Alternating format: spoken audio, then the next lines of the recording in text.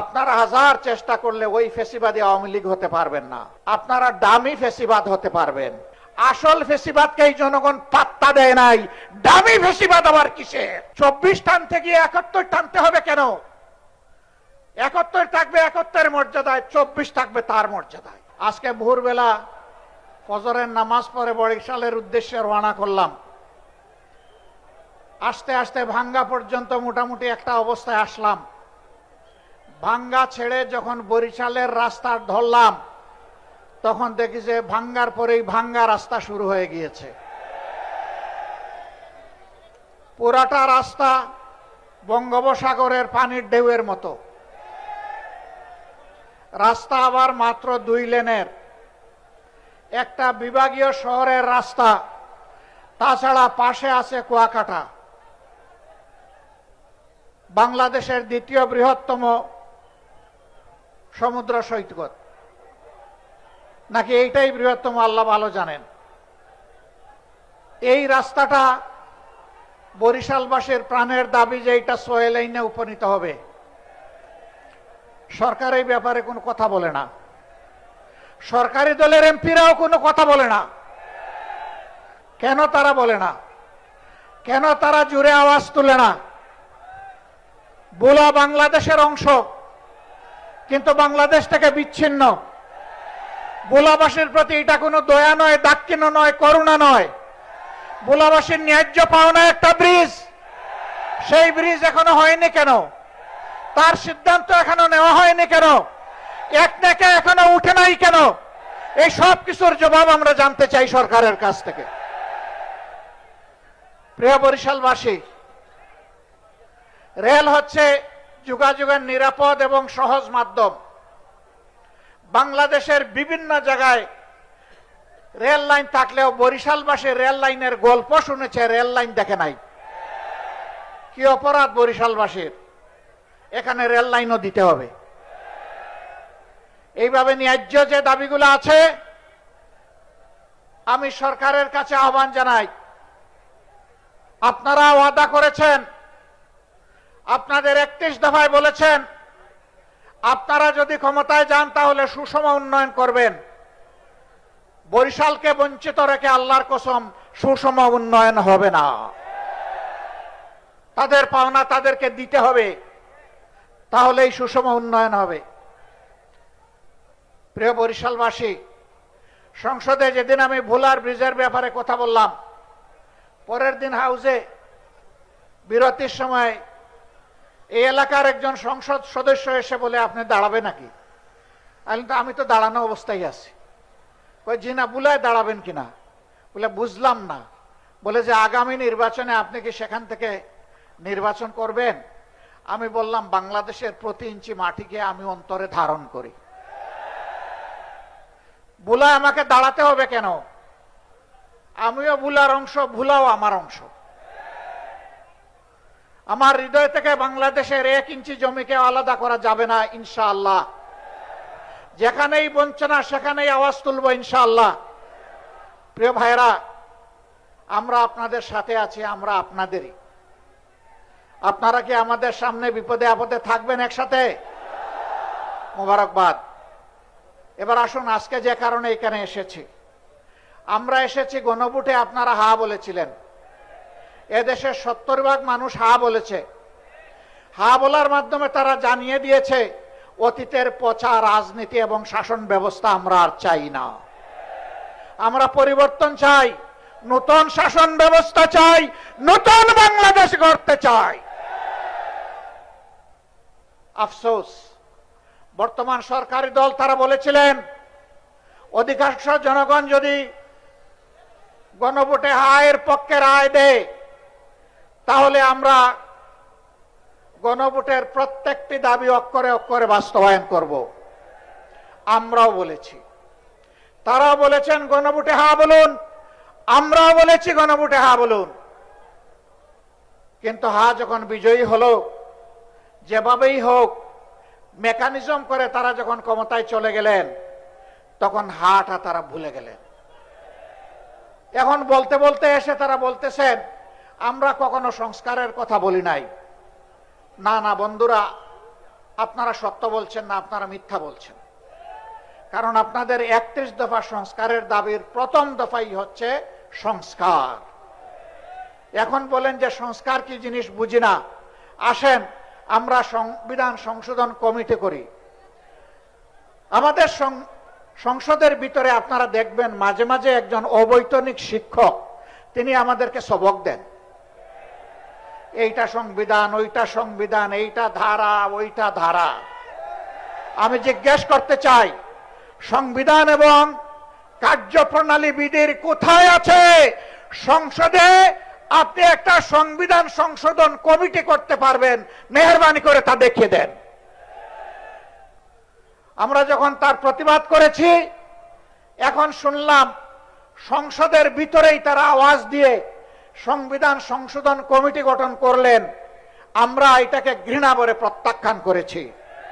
এখন নাকি তারা এটার নাম পাল্টাইয়া নতুন ভাবে এটার আকিকা করতেছেন নতুন নামে। তারা এখন বলতেছেন বিশেষ কমিটি। জনগণের সাথে আর কত ছলচাতুরি করবেন, আর কত দুকাবাজি করবেন? সংসদের ভিতরের কথাগুলো আজকে আর সংসদের হাউসে নাই, এটা দুনিয়ার সর্বত্র চলে গিয়েছে। পদে পদে মিথ্যা বলবেন, ধোঁকা দিবেন, পরিণতির জন্য তৈরি থাকুন। 2006 সাল থেকে শুরু করে 24 সাল পর্যন্ত টানা 19টি বছর এদেশের মানুষ রক্ত দিয়েছে, জীবন দিয়েছে, আয়নাগরের সঙ্গী হয়েছে। লক্ষ লক্ষ মামলা মাথায় নিয়ে জেলে গিয়েছে, সন্তান হারিয়েছে, স্বামী হারিয়েছে, এমনকি স্ত্রীও হারিয়েছে। কিন্তু মানুষ ফ্যাসিবাদের কাছে মাথা নত করে নাই। সেই ফ্যাসিবাদকে বাংলাদেশ থেকে তুড়ি মেরে তাড়িয়ে দিয়েছে। আপনারা হাজার চেষ্টা করলে ওই ফ্যাসিবাদী আওয়ামী লীগ হতে পারবেন না। আপনারা ডামি ফ্যাসিবাদ হতে পারবেন। আসল ফ্যাসিবাদকেই জনগণ পাত্তা দেয় নাই, ডামি ফ্যাসিবাদ আবার কিসের?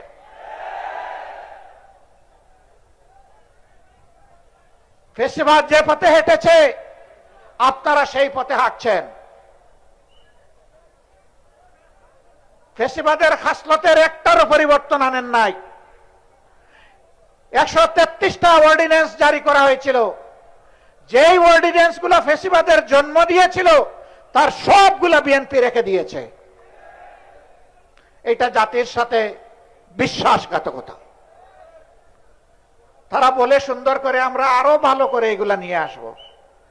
তো এ পর্যন্ত 6 মাস চলে যাচ্ছে, কই ভালো করে তো একটা আনতে পারলেন না।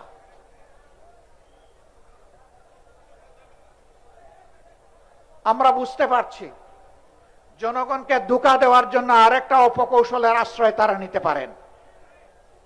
তাদের মন মতো একতরফা ওই অবৈধ কমিটিতে আলাপ আলোচনা করে, সংবিধান সংশোধন কমিটি বলে কোনো কমিটি নাই, এটা অবৈধ যদি গঠন করা হয়ে থাকে।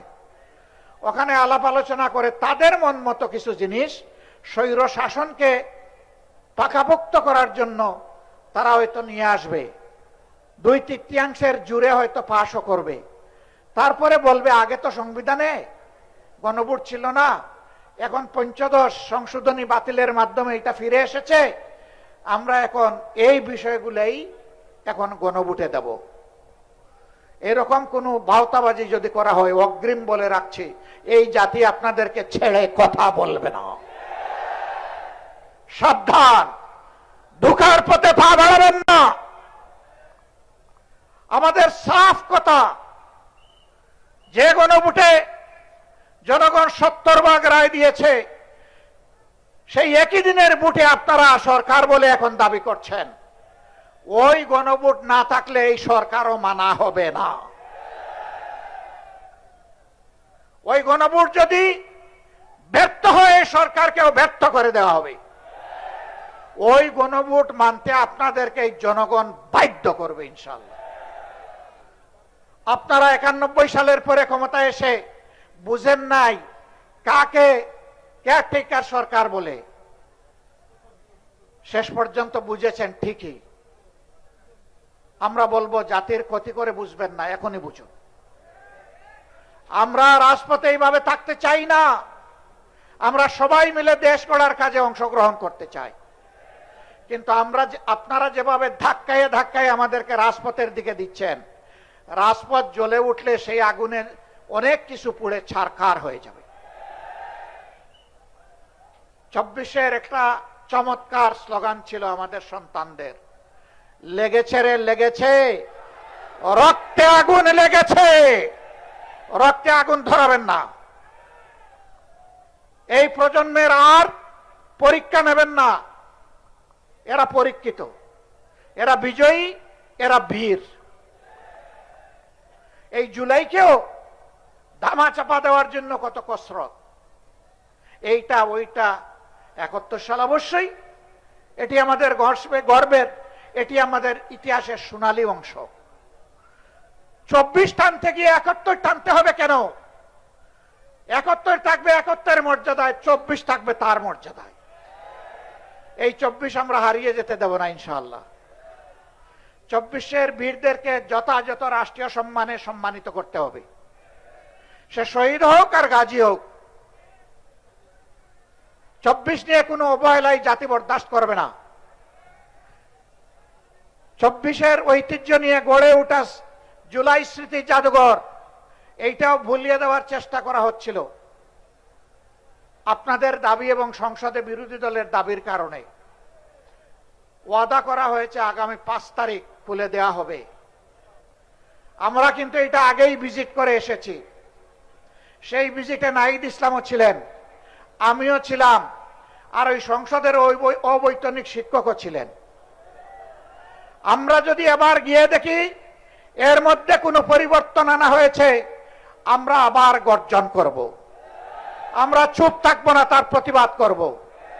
যদি কোনো ঐতিহ্য গায়েব করা হয়ে থাকে, 16 আনা তাদের কাছ থেকে আমরা তা আদায় করে ছাড়বো ইনশাআল্লাহ। সম্মানিত ভাইরা, আমাদের সাফ কথা, গণভোটের গণরায় মানতেই হবে।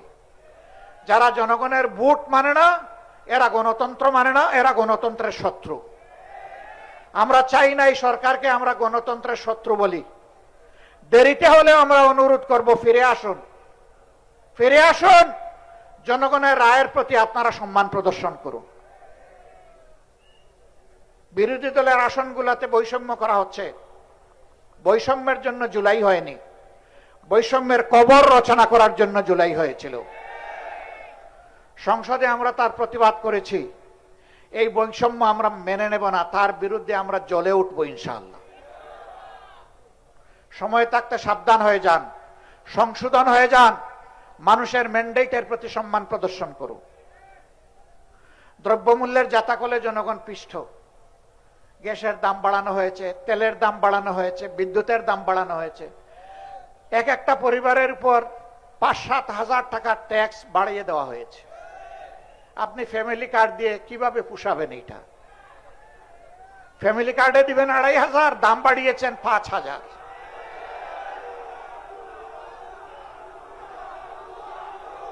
সম্মানিত ভাইয়েরা, ইনশাআল্লাহ যদি এর ভিতরে তারা না মানেন, সিলেটে আমাদের সমাবেশ রয়েছে 25 তারিখ। আমরা আশা করব এর ভিতরে তাদের শুভবুদ্ধির উদয় হবে। তারা ঘোষণা দিবেন যে হ্যাঁ, আমরা গণভোট মেনে নিলাম। যদি মেনে না নেন, তাহলে ঢাকার মহাসমাবেশের জন্য আপনারা প্রস্তুত থাকুন। হাতে চিড়া মুড়ি নিয়ে আপনারা রওনা করতে পারবেন তো ইনশাআল্লাহ? আমরা কোনো বিরানি দিতে পারবো না। আমরা ইনশাআল্লাহ যদি কিছুই না থাকে রোজা রাখবো, আর না হয় একটুখানি চিড়া আর সামান্য একটু গুড় নিয়ে আমরা রওনা করবো ইনশাআল্লাহ। এর শক্তি অ্যাটম বোমার চাইতেও শক্তিশালী। আপনারা রাজি, তৈরি, প্রস্তুত? যে কোনো মূল্যে নিজের অধিকার আদায়ের জন্য লড়বেন ইনশাআল্লাহ। লড়াইয়ের পিছন ভাগে নয়, এই নেতৃবৃন্দ সবাই অগ্রভাগে থাকবেন ইনশাআল্লাহ। আল্লাহ হাফিজ। বাংলাদেশ জিন্দাবাদ। 11 দলীয় ঐক্য জিন্দাবাদ। ফ্যাসিবাদ নিপাত যাক। আসসালামু আলাইকুম ওয়া রাহমাতুল্লাহ।